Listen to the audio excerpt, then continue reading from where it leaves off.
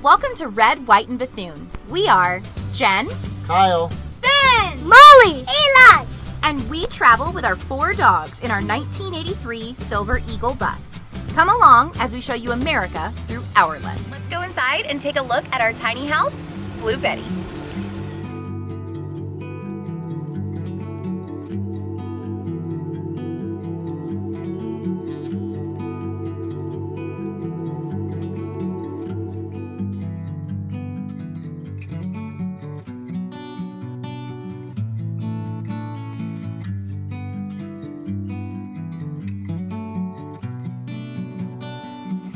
This is our house, Blue Betty. Thank you for taking the time today to come and hang out with us.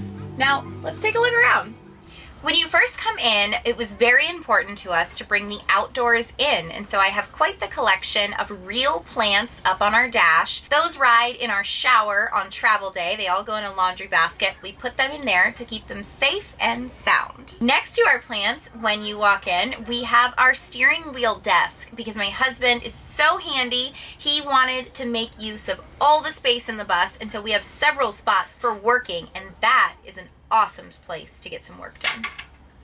This is our living, dining, and kitchen area.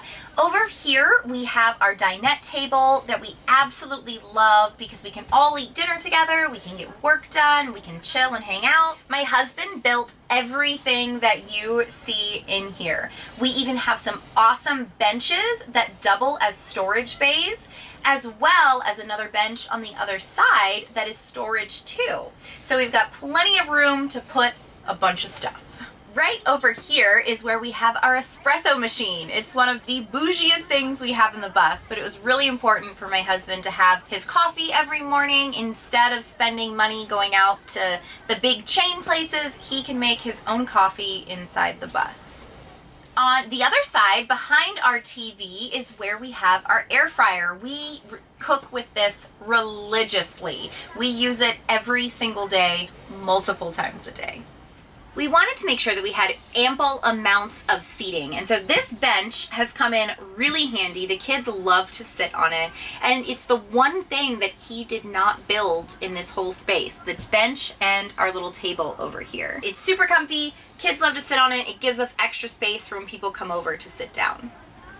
Behind me, you will notice some faux greenery, and you're gonna see this a lot throughout the bus. We needed some wall coverings that were really, really easy, and we love to bring the outdoors in. It just makes the space feel so cozy and bright and airy. So we covered this wall with faux boxwood we got off Amazon.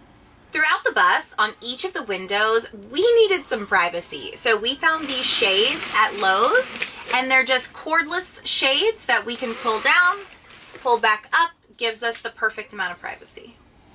This is our kitchen space. My husband built all of these cabinets. We got our countertop from IKEA. It's a faux butcher block, and it's worked out really, really well. We have plenty of space to cook and do whatever we need to do in here. We have an induction cooktop that we pull out every single night to cook our meals on. It's really convenient because we can put it right back under the counter and still have all of this counter space instead of doing a built-in one that takes up too much room. Up above, we have our microwave. We actually built in a little nook for the microwave to go. Works out really, really well. Very easy and convenient access in the kitchen. On either side of the bus above is plenty of storage. We store our dry goods, cups, anything that will fit up there. We pretty much store it right up there. With a family of 5, we knew we needed the biggest fridge that we possibly could get, and we found this LG fridge at the Home Depot. It is 11.1 cubic feet and plenty of room to be able to store all of our fresh veggies and milk and all the good stuff. The reason why we started this nomadic life is we were just burnt out. We were tired of the grind, we were tired of the 9 to 5, and honestly our marriage was failing, our relationships with our kids was failing, so we knew we had to make a change. Kind of went all in with it, and I think we're loving life at this point. We decided to quit the 9 to 5 and start our own American dream of living in a 300 square foot bus, traveling the country with our 3 kids and 4 dogs. We decided to buy a bus sight unseen, 800 miles away from our home, flew up there and got it and brought it home, and this is what it turned into. It was really important to us to make this tiny house feel like a home. And so throughout the bus, you will see different greeneries, different knickknacks on the walls and on shelves, just to make it really, really homey. And they're all actually Velcroed down, so I don't have to move them on travel day. Over behind the curtain, we have our ice maker that typically goes on a countertop, but we put it in the closet. We also have our Berkey water filter, which I feel like is a full-time nomad's must have. And then we have our washer dryer combo unit from LG that has come in super, super handy to do loads quickly whenever we need to. Each of our 3 kids have their own bunk. It's their own space. They have curtains to where they can come in, relax, hang out. And truth be told, they don't spend a whole lot of time in the bus during the day. They are mostly outside. So the only time they are in their bunks is if they're wanting some quiet time alone or sleeping for the night. This is our tiny bathroom. We have everything a regular traditional home has, only a much smaller scale. We have our sink, we've got our toilet that is a flushable toilet, and we also have a bougie bidet on the toilet as well. We even have a walk-in shower in our bus. This was original to the bus. We really didn't do too much with it. But, I mean, that's all you really need to go in, clean off, and get done. Coming back a little further, we have our clothes storage, desk, and dog space. First, we've got our clothes storage where we store all of the kids' clothes. They have all of these drawers, plenty of storage for a ton of clothing. It was really important to us to make sure we had ample amounts of workspaces in the bus. So we put in a dedicated office that is our desk with 2 chairs. We can both sit back here and work if we need to. The kids can do their school back here. It's been a really useful space for us. Down here we have our custom dog kennel. My husband built this when we originally did the bus, and it's 5 foot by 3 foot, so tons of space under there. And usually if we're out in the bus, the dogs are cuddling on us, so only 2 of them sleep in here at night. Up here we have our closet space. We have got my husband and my clothes storage up here. We also have shoe storage in the back. I've got my jewelry, my little intimate section. So we have a ton of space for clothes in the bus.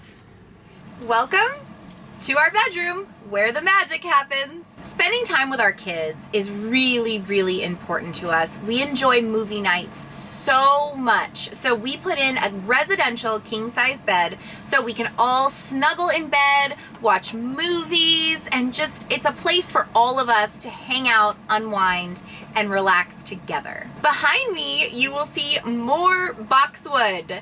We had a wonky wall back here and we needed something to cover it with, and paint and contact paper was not working. But we got the idea to do faux boxwood back there as well. We've got our mini splits hanging on the wall. We use our mini splits to heat and cool our bus. It works so efficiently and just sips the power. Over here we've got our clothes dresser. So this is Kyle and my clothes dresser. He has the top 2 drawers. I have the bottom. Still plenty of space to store clothing. Underneath the bed, we have even more storage for stuff. We made sure to put it on pneumatic arms, and so it lifts up really, really easy. We've got tons of space down there to store anything that we don't use very often, and we put it under there to rest safely. If you would like to see more of our adventures, check out our YouTube channel. The link will be in the description below. We are a real rolling dumpster fire that shows all of RV life and nomad life and everything in between.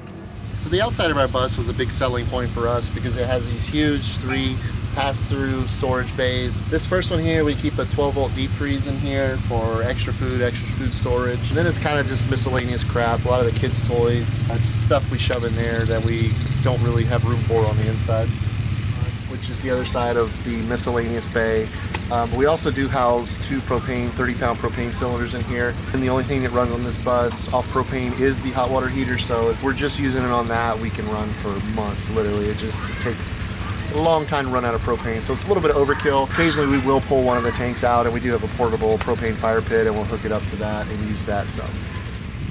This bay right here is where we house all of our water stuff. We have our 100-gallon freshwater tank, our 100-gallon wastewater tank. We have a tankless on-demand hot water heater over there that runs off propane. We also have our water filtration system over there. So pretty much all the plumbing runs to and from this bay here. And this is the other side of our wet bay, which also houses our other mini split, which goes to the front of the bus. Super, super wonderful. They cool the bus with great. They're so quiet, super efficient. We love them. As you probably just heard, our hot water heater just kicked on, and that's behind my left shoulder here. So as with owning any old vehicle, maintaining it is a huge part of it. I have a snap-on toolbox in here, pretty much with anything I would need to work on, anything that I'm capable of working on this bus. We carry plenty of tools, parts, just different fittings, stuff like that. We also house all of our solar stuff and inverter and batteries down here. We have 4 charge controllers leading to our 10 panels on the roof. We have a 5,000 watt Victron inverter here that's mainly tied directly to the air conditioner, so it pretty much just handles that. Other side, we have a 3,000 watt Victron inverter that pretty much handles all the 12 volt and pretty much everything on inside the bus as far as lights and power outlets and stuff like that. We also have our 1200 amp hours of BigBattery.com batteries down here. They've been great. I love them, how they're in a big case. You don't have 12, 13, 14 batteries laying around, so I've only got 6, but pack a big punch. We also have all of our electrical panels down here that run pretty much everything in the bus. And on the other side of our tool bay, we have our mini split, our Mr. Cool 12,000 BTU mini split. This one actually goes to the rear of the bus. We have a unit over our bed that blows forward, and this one controls that. So we get asked all the time, how many miles per gallon do we get on this bus? It does surprisingly well for as large as it is. We get anywhere between 7 and 8, depending on if we're towing the Jeep or not. Also, in what kind of terrain we're in. If we're mountainy, hilly terrain, we're gonna get less. Here in Florida, it's pretty much flat everywhere, so we get pretty good mileage. The bus is powered by a Detroit diesel 6V92 engine. So basically it's a 6-cylinder diesel with a turbo. It has a 5-speed manual transmission that is a double clutch. So we opted not to put an awning on this bus, or a traditional type RV awning. We ended up kind of engineering this here, and we really do like it. It's one of those shade cloth things, so there is holes in it, so the rain's able to fall through. The wind blows through it, so it won't rip it off. We kind of engineer. We have a couple poles. We keep it strapped to the ground. I put a couple of eyelets in the bus, in the frame, so I mean it's not going anywhere. We really do like this thing, and it keeps us out of the sun in places like this. I think I got less than $200 in the whole thing, so it's much, much cheaper than an awning. Not quite as convenient, but it's something we've really come to enjoy using. Thank you so much for coming and checking out our bus and spending a little bit of time with us. We appreciate it more than you know. Thank you guys so much for watching our tour, and I hope you enjoyed it, and we'll see you next time. Thank you so much for taking the time out of your day to come check out Blue Betty, our tiny home on wheels. If you'd like to follow us on our journey, you can find us at YouTube, Facebook, Instagram, TikTok, redwhiteandbethune.com, and we have our own membership site. Come along as we show you America through our lens. Jaquan Smith was last seen April 1st, 2022 in the Oklahoma City, Oklahoma area. Born on June 9th, 2008, 13 years of age, black male, black hair, brown eyes, 5'6", and approximately 140 pounds. Jaquan may still be in the local area. If you have any information to the whereabouts of Jaquan, please reach out to the Oklahoma City Police Department at 1-405-231-2121. Let's see if we can try to help bring Jaquan home.